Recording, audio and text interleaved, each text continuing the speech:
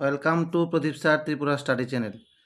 Students, অনেকে জানতে চাইছিলে যে কীরকমভাবে এসটিজিটি বা এসটিপিজিটি নোটগুলি বা কীরকম ধরন তোমরা জানতে চাইছিলে।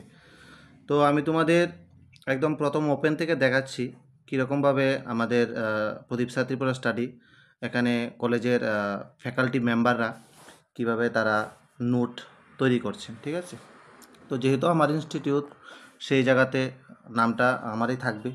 ঠিক আছে, নাম দিয়ে আছে। তো অনেকে জানতে চেয়েছিলে যে স্যার এটা কীরকমভাবে করব, নোটটা কেমন হবে, ডেমো দেখানো যাবে। তো সবাইকে ডেমো দেখানোটা যেরকমভাবে একটু প্রবলেম হয়, হ্যাঁ, সবাইকে তো পার্সোনালভাবে দেওয়া সম্ভব না।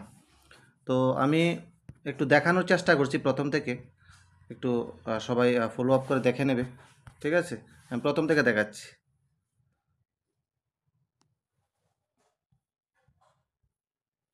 তো এই হলো আমাদের প্রথম ডেমোটা। আমি বেঙ্গলি এসটিপিজিটি যিনি তৈরি করেছেন, উনি কলেজের গেস্ট লেকচারার। ঠিক আছে, উনি 5 বছর ধরে কলেজে গেস্ট ফ্যাকাল্টিতে এনগেজড আছেন ত্রিপুরা সরকারের জেনারেল ডিগ্রি কলেজে। তো এখানে স্পষ্ট লেখা আছে ইউনিট 2 ক বাংলা সাহিত্যের ইতিহাস, যেখানে প্রাচীন ও মধ্যযুগ 10ম থেকে 18 শতক। প্রাচীন ও মধ্যযুগের আর্থসামাজিক প্রেক্ষাপটে বাংলা সাহিত্যের উন্মেষ, উদ্ভব, বিকাশ ও প্রভাব। আপনারা ধরনটা একটু দেখে নেবেন, কীরকমভাবে ধরনটা করা হয়েছে সেটা একটু দেখবেন। যে এই যে আছে প্রাচীন ও মধ্যযুগের আর্থসামাজিক প্রেক্ষাপটে বাংলা সাহিত্যের উন্মেষ, উদ্ভব, বিকাশ এবং প্রভাব। আপনারা একটু দেখে নেবেন কীরকমভাবে আমরা করেছি। ঠিক আছে, তো সেই জায়গাতে কীরকমভাবে হয়েছে আপনারা একটু দেখুন। আমি বিশেষভাবে বলবো সবাইকে যে একটু দেখে নিন যে এরকমভাবে আনসারটা কিভাবে, শুধু এমসিকিউ পড়লেই হবে না, এমসিকিউর পাশাপাশি আপনাকে সবচেয়ে বেশি যেটা গুরুত্ব দিতে হবে, এবং কলেজের যে সাবজেক্ট এক্সপার্ট যে যার সাবজেক্টে আছেন, আমাদের এখানে আপনারা সবটাই পাবেন। এসটিপিজিটি পলিটিক্যাল সায়েন্স পাবেন, যেটা আমি নিজে তৈরি করছি। তারপরে আমি যিনি বাংলা স্যার আছেন, উনি বাংলাটা তৈরি করেছেন।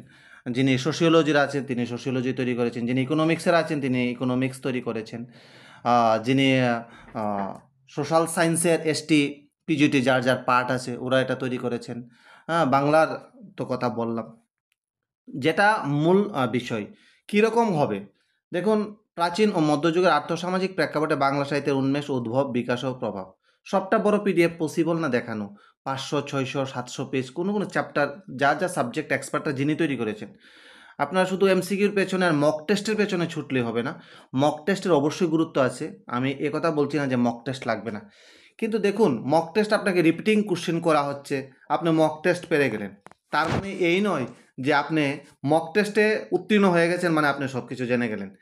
কারণ মক টেস্ট যিনি তৈরি করেছেন বা আমি তৈরি করলাম বা যে সাবজেক্ট এক্সপার্ট তৈরি করলেন, ওটা দিয়ে সম্পূর্ণটা যাচাই করা সম্ভব না, আনটিল অ্যান্ড আনলেস যদি না আপনি কনসেপ্টটা পুরো ক্লিয়ার করেন।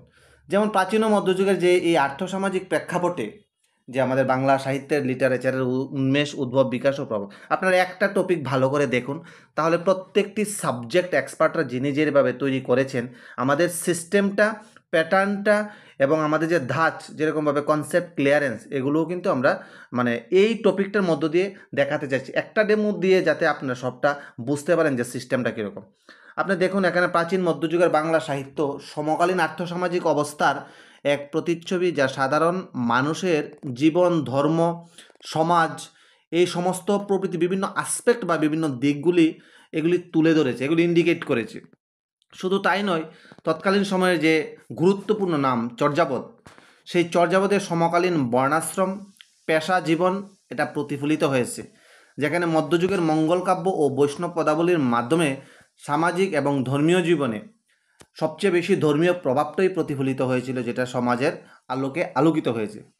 শুধু তাই নয়, সুলতানি আমলে মুসলিম কবিদের অবদানে তৎকালীন সময়ে রোমান্টিক কাব্যধারা, এটার যে সূত্রপাত, শুরু, সেই জিনিসটা দেখা গিয়েছিল, এবং পরবর্তীতে ধর্মের সমন্বয়ে বা ধর্মীয় সমন্বয়ের মাধ্যমে মুসলমান এবং হিন্দু কিংবা হিন্দু মুসলিম, এই যে একটা কোঅপারেটিভ কোএক্সিস্টেন্স, সহাবস্থান, এই চিত্রটুকুও কিন্তু এই টপিকের সঙ্গে আমাদের আছে, এবং এটা আমাদের জানতে হবে। তারপরে দেখুন প্রাচীন যুগের সাহিত্য, হ্যাঁ, 650 থেকে 1200 খ্রিস্টাব্দ। এখানে সমাজচিত্রটা কেমন, ধর্মীয় প্রভাব কেমন, মধ্যযুগের সাহিত্যটা সময় প্রেক্ষাপটটা দেখুন, সামাজিক সমন্বয় বলতে কোন বিষয়গুলো প্রতিফলিত হয়েছে, সাহিত্যিক ধারার মধ্যে কী কী আছে, মুসলিম সাহিত্য থাকবে, বৈষ্ণব পদাবলী থাকবে, মঙ্গল কাব্য থাকবে, যেগুলির মধ্যে ধর্মমঙ্গল, চণ্ডীমঙ্গল, মনসামঙ্গল এগুলি বেসে উঠবে। তো এবার দেখবেন কোথাও কোথাও এরকম বিবৃতি লেখার পাশাপাশি কনসেপ্ট ক্লিয়ার করার পাশাপাশি আন্ডারলাইন বোল্ড করা আছে। আপনি তৎক্ষণাৎ ওই জায়গাতে দাঁড়িয়ে যাবেন, পড়তে পড়তে আপনি হল্টিং করবেন। কেন? আপনি ডানে বামে এবং মাঝখানে লক্ষ্য রাখবেন। যেমন প্রাচীন যুগের পরেই এখানে মানে সালটা দেওয়া আছে, মধ্যযুগ দিয়ে আধুনিক যুগ দিয়ে এরকম আন্ডারলাইন করা আছে, ঠিক আছে। তারপর অনেকগুলি ওয়ার্ড বোল্ডিং করে সেটাকে চাইনিজ এরকম টার্ন বা প্যাটার্ন করা আছে। প্রত্যেকটি সাবজেক্টের ব্যাপারটি আমি বলে দিচ্ছি। তারপরে যুগ বিন্যাসটা আমরা দেখানোর চেষ্টা করেছে, এখানে যে স্যার করেছেন উনি দেখানোর চেষ্টা করেছেন, প্রাচীন যুগ, মধ্যযুগ, বৈষ্ণব সাহিত্য, শ্রীকৃষ্ণ কীর্তন, বিদ্যাপতি পদাবলী। তো আপনারা দেখুন এরকম শুধু এমসিকিউ নেই, এরপরে সাবজেক্ট ভিত্তিক এমসিকিউ থাকবে, ঠিক আছে। মোটামুটি এরকম 10টা পেজ আপনাদের এখানে দেখানো হলো, তারপর বাংলা ভাষা উদ্ভব এখান থেকে যাবে। তো এই যে বিষয়টুকু, ঠিক আছে, আপনাদের যেটা বলবো যে আপনাদের এই যে বিষয়টুকু, তাহলে আপনারা দেখুন শুধু মক টেস্ট আর শুধু কনসেপ্ট। অনেকেই ফোন করেছেন, অনেক হোয়াটসঅ্যাপ, সবাইকে একটা ভিডিওর মাধ্যমে যেটা বলার চেষ্টা, পছন্দ হলে ভালো লাগলে তবেই নেবেন। আপনাকে এখানে কেউ জোর করছে না বা জোর করবে না।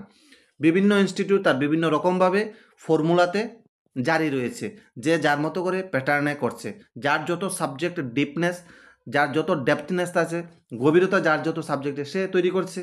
এবার এটা পরীক্ষার পরে আপনারা ইভ্যালুয়েশন করতে পারবেন, তার আগে তো আপনি ইভ্যালুয়েশন করতে পারবেন না।